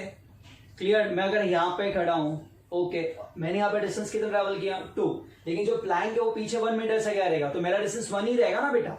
समझ रहे हो? तो यहाँ पे भी वही हो रहा है, रिलेटिव टू ग्राउंड कितना डिस्टेंस ट्रेवल करेगा वो 8 minus x relative to ground. ठीक है, तो क्या करेगा बेटा, एकदम simple, summation m x left वाला, समेशन एम एक्स राइट वाला। लेफ्ट में कौन जा रहा है, किड, किड का मास कितना है 20, कितना जा रहा है लेफ्ट में 8 माइनस एक्स, राइट में कौन जा रहा है बोट, बोट का मास कितना 60, कितना जा रहा है बेटा आगे x, दैट्स इट। ओके, ये 0 0 कैंसिल, 2 1 2 3 सो 8 माइनस एक्स इसके बराबर होगा 3x के बराबर होगा, so can we write 4x is equal to 8, this implies x का वैल्यू कितना आएगा 2। ओके, सो बोर्ड कितना पीछे शिफ्ट हो रहा है 2 मीटर। ओके, अब 2 मिनट यहां पे ध्यान देना बेटा, क्या पूछा उन्होंने, find the distance of the kid from the bank, bank से डिस्टेंस कितना रहेगा। ओके, अब वो बैंक है, यहां से ऑलरेडी मेरा डिस्टेंस कितना था 20 था, और मैं 8 आगे गया तो मेरा डिस्टेंस कितना हुआ 12, लेकिन मैं 2 पीछे भी तो जा रहा हूं, क्यों 2 पीछे जा रहा हूं, क्योंकि बोर्ड पीछे जा रहा है ना बेटा। Clear with this? तो बेसिकली अगर ये वाला बैंक है, सपोज ये बैंक है, किड यहां पे था, ओके, तो किड कितना आगे गया बच्चों, सपोज 8 मीटर, और ये पीछे कितना गया 2 मीटर, तो किड कितना आगे गया है 6 मीटर ही आगे गया, क्योंकि 2 मीटर पीछे भी तो गया विद रिस्पेक्ट टू बैंक। तो क्लियर है? तो विद रिस्पेक्ट टू बैंक, अगर बैंक के हिसाब से देखोगे डिस्टेंस फ्रॉम द बैंक, तो हम लोग क्या करेंगे, बैंक से डिस्टेंस कितना होगा, बैंक से डिस्टेंस ऑलरेडी पहले 20 था, माइनस 8 वो आगे जा रहा है, +2, ये +2 क्यों हो रहा है पता है, 2 का फैक्टर क्यों है पता चल रहा है ना, क्योंकि बोट 2 मीटर पीछे जा रहा है, तो 20 माइनस 8 वो आगे गया था, बट 2 मीटर और पीछे की तरफ जा रहा है, इसलिए +2, तो कितना होगा 20 माइनस 8 12, 12 + 2 दैट इज कितना 14 मीटर, तो 14 मीटर डिस्टेंस है। ये समझा बच्चों? एक इंपॉर्टेंट क्वेश्चन था, कंसेप्ट क्लियर है? क्लियर है? ओके, नेक्स्ट स्टार्ट करते हैं बच्चों, ध्यान दो। अगेन एन इंपॉर्टेंट क्वेश्चन, क्या बोले उन्होंने, a bomb is thrown at a speed of 20 metre पर second at an angle of 45 degree.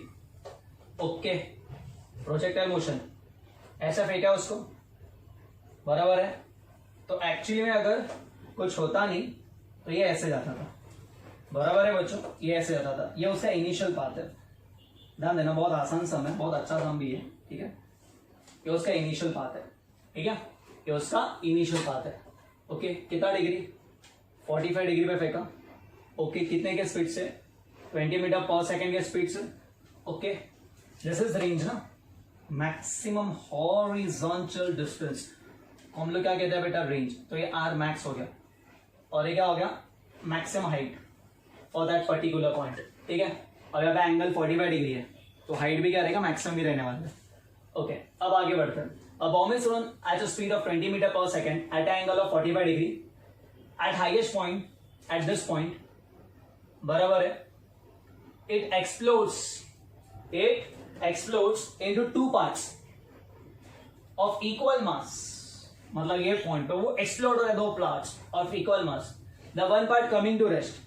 अब ये पार्ट रेस्ट पे हो गया, मतलब इसके पास कोई वेलोसिटी नहीं है, ना हॉरिजॉन्टल है, अगर इसका हॉरिजॉन्टल वेलोसिटी कुछ नहीं है तो क्या होगा, ये नीचे ऐसे गिरेगा, मतलब एक पार्ट ऐसे नीचे गिरेगा, एक पार्ट ऐसे नीचे गिरेगा, यस और नो, और दूसरा पार्ट क्या होगा, find the distance of one part coming to rest, find the distance of origin to the point where the other part strikes the ground. तो एक पार्ट अगर ऐसे गिर रहा है तो सेकंड पार्ट कंफर्म हमारा ऐसे जाएगा, यहां पे जाएगा, क्योंकि उसके पास ज्यादा वेलोसिटी होगा, ठीक है बच्चों, क्लियर है? अब कंसेप्ट देखना, यहाँ पे 2 टुकड़ों में बट रहा है वो, एक टुकड़ा डायरेक्टली नीचे गिरा और एक और आगे जा रहा है, तो हमें ये फाइंड करना है, सही, आगे क्यों जाएगा एक्सप्लेन करते हैं, यहाँ पे ध्यान देना बेटा, पहले कॉन्सेप्ट समझो।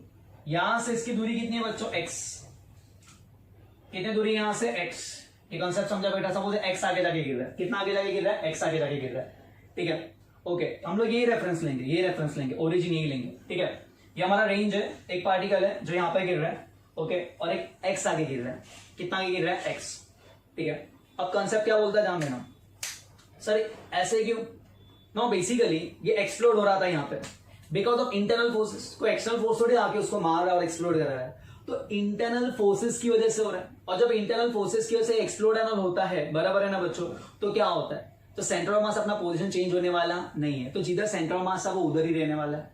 तो सेंटर ऑफ मास क्या होता है, सर ने क्या सिखाया था, अगर ये एक्सप्लोड हो रहा है, व्हेन नो एक्सटर्नल फोर्सेस बराबर act on the body, centre of mass will trace its own path. मतलब अगर ये लोग यहां से टूट भी रहे, दो पार्ट्स में टूट भी रहे, तो सेंटर ऑफ मास जिस पाथ में जा रहा था वो ही पाथ ट्रेस करने वाला है। तो ये जो पाथ ट्रेस हुआ ना, सेंटर ऑफ मास यही पाथ ट्रेस करेगा, this is the path trace bye centre of मास। याद रखना बच्चों, एक्सटर्नल फोर्सेस काम नहीं कर रहा तो centre of mass will trace the same path. जैसे मैंने एक्सप्लेन किया था फर्स्ट लेक्चर में, अगर मैंने इसको ऐसे फेंका, बराबर है ना, तो ये पूरा मार्कर तो रोटेशनल प्लस प्रोजेक्टाइल परफॉर्म किया, बट सेंटर ऑफ मास से सिर्फ और सिर्फ क्या परफॉर्म किया बच्चों, प्रोजेक्टाइल। तो centre of mass will trace the same path, तो ये सेंटर ऑफ मास का पाथ सेम ही रहने वाला है, ठीक है। तो ये R max is nothing but XCM, there is a distance of center of mass, there is a distance of center of mass from the origin, yes or no, yes sir, okay, ये हमारा particle 1 है और this is path trace by particle 2, clear है, okay. अब हमें क्या find करना है, x फाइंड करना है, ओके। पार्टिकल 1 का डिस्टेंस कितना रहेगा, दो पार्ट में एक्सप्लोड हो रहा है, पार्टिकल 1 का पार्ट 1 का डिस्टेंस कितना रहेगा, r/2, सर r/2 क्यों डिस्टेंस रहेगा, क्यों, क्योंकि वो एक्सप्लोड कहां पे हो रहा है, it explodes at the highest point. Highest point क्या रहता है, पूरे प्रोजेक्टाइल के एग्जैक्टली बीच में रहेगा ना, तो यहाँ पे एक्सप्लोड हो रहा है, तो ये जो डिस्टेंस, ये हॉरिजॉन्टल डिस्टेंस कितना रहेगा, r/2, कितना रहेगा, r/2। अब कंसेप्ट क्या कहता है, अब कंसेप्ट का एकदम सिंपल है, याद रखना, ये दो पॉइंट है, ये दोनों का सेंटर ऑफ मास यहाँ पे ला रहा है, एक पॉइंट है मास एन, ये पॉइंट है मास एन, बरोबर है। इस दोनों का सेंटर ऑफ मास कहां पे ला हो रहा है, यहीं पे ला होगा, कहां पे ला होगा, यहाँ पे ला होगा, ये दोनों का सेंटर ऑफ मास यहाँ पे ला हो रहा है, ठीक है। तो कई केस क्या बोलता है, what is centre of mass का फॉर्मूला, XCM का फॉर्मूला क्या रहेगा, बरोबर है, इसका मास मल्टीप्लाई बाय इसका डिस्टेंस प्लस उसका मास मल्टीप्लाई बाय उसका डिस्टेंस, उसका डिस्टेंस कितना है बेटा, x, हाँ या ना, अपन दोनों का मास का एडिशन, m प्लस m कितना होगा, 2m, okay. And what is XCM, XCM is nothing but r। अरे दोनों का सेंटर ऑफ मास कहां पे लाएगा, जहां पे वो तो अपना सेंटर ऑफ मास अपना पाथ चेंज नहीं करेगा, तो centre of mass path change नहीं करेगा तो सेंटर ऑफ मास जाके उधर ही गिरेगा जहां पे उसको गिरना था। कहां पे गिरना था, maximum horizontal distance, that is nothing but range पे जाके गिरेगा, ठीक है ना, तो that is nothing but r, okay, m चुप, ठीक है।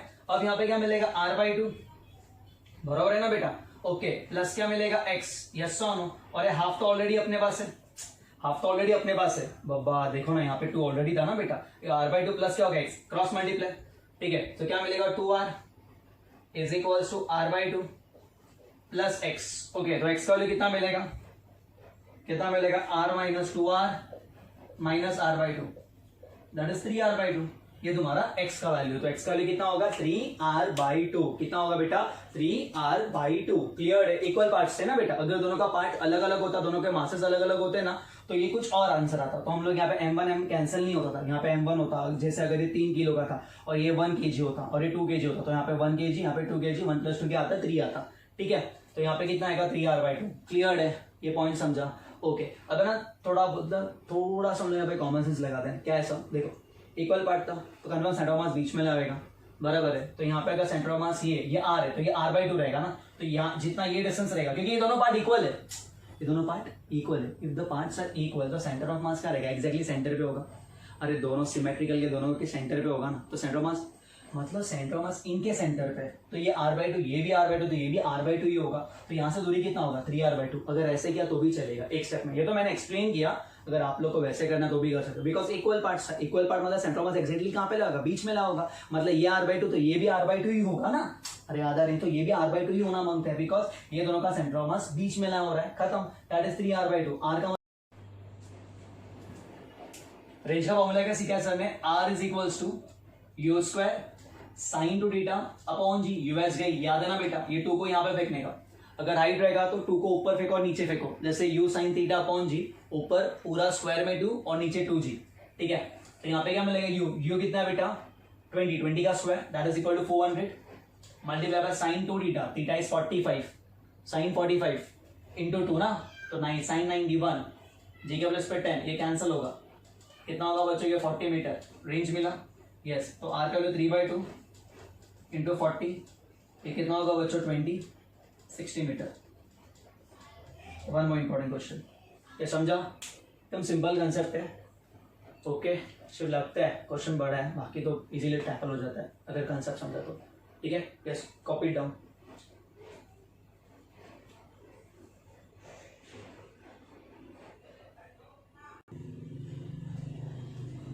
नेक्स्ट सम क्या बोले बच्चों? All the surface are smooth, okay, the ball of mass छोटो m is released from a, ये पॉइंट उसको रिलीज किया गया। Find the distance travelled by block of mass m, और ये रिलीज करके यहां से यहां तक पहुंच रहा है। ये फाइनल पोजीशन है किसका? ब्लॉक छोटे m, ये जो छोटा मास है ना बॉल, ठीक है, उसका ये फाइनल पोजीशन है। ओके, अब ये जैसे ये आगे आएगा, देख क्या हो रहा है यहाँ पे, कोई कंफर्म यहाँ पे एक्सेल फोर्सेस का काम ही नहीं करता है। अगर एक्सेल फोर्सेस काम नहीं कर रहा तो सेंटर ऑफ मास क्या होने वाला है? कांस्टेंट होने वाला है। तो सेंटर ऑफ मास को कांस्टेंट रखने के लिए अगर ये आगे आ रहा है तो कंफर्म इसको इस तरफ शिफ्ट होना पड़ेगा, हाँ या ना? ओके, तो दिस इज फाइनल पोजीशन, ये हमारा फाइनल पोजीशन है किसका? किसका किसका? ये ब्लॉक एम का। ठीक है, इनिशियली यहाँ पे था, ये रेफरेंस ले लेता हूं मैं, this is our reference, this is our reference, हाँ या ना? ओके, ठीक है, तो ये कितना आगे गया वो मुझे फाइंड करना है। जब ये इतना आगे जाएगा तो ये हमारा ब्लॉक कहां जाएगा? इधर शिफ्ट होगा लेफ्ट की तरफ। तो ब्लॉक कितना शिफ्ट हो रहा है? सपोज ब्लॉक शिफ्ट हो रहा है हमारा एक्स, कितना शिफ्ट हो रहा है? एक्स, ये मेरा रेफरेंस है, बराबर है। ब्लॉक कितना शिफ्ट हो रहा है? एक्स। तो जो छोटा मास है वो कितना शिफ्ट होगा? ये राइट की तरफ जाएगा ना, छोटा मास कहां पे जाएगा? राइट की तरफ। जो बड़ा मास है ब्लॉक, वो कहां पे जा रहा है बच्चों? लेफ्ट की तरफ। कितना जा रहा है लेफ्ट की तरफ? एक्स। ये कहां जाएगा? राइट की तरफ। राइट की तरफ कितना जाएगा? यस, राइट की तरफ कितना जाएगा? ये राइट की तरफ कितना जाएगा? अगर ये पीछे एक्स की, जैसे मैन था ना बेटा, मैन का कॉन्सेप्ट क्या था? बराबर है, मैन का रेफरेंस ये था। अगर मैन यहाँ पे बराबर ये ब्लॉक अगर एक्स जा रहा था तो मैन कितना जा रहा था? जब ये एंड पे पहुंच रहा था तब आप क्या कर रहे थे? सर एंड की बात हो रही थी तो एल माइनस एक्स।